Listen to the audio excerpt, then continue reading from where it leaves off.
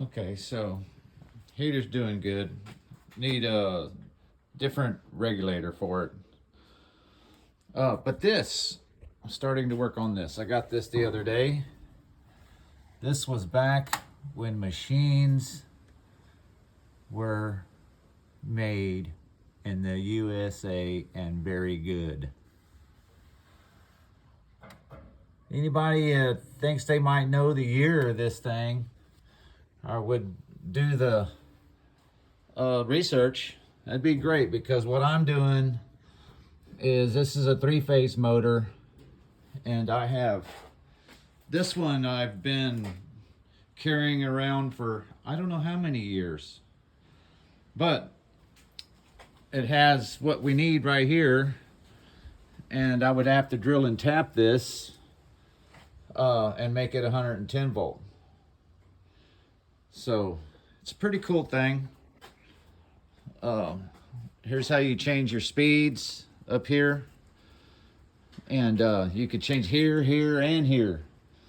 The thing about this other engine I have, oh yeah, there she is. Yeah. Wiring going in. Lots of wires.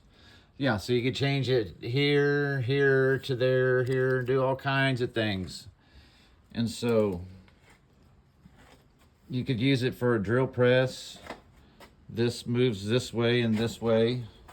So that's one axis, I guess. And then you can go in and out with this one. And this one right here brings down the chuck. And this is all 3-phase stuff. So I'm fixing to pop this off, de-wire it, and measure out and drill and tap this section here, right here. It's about 6 foot tall. Then it has these cool wooden shelves down in here. It's got that one and one up there. Hello? Anybody in there? No.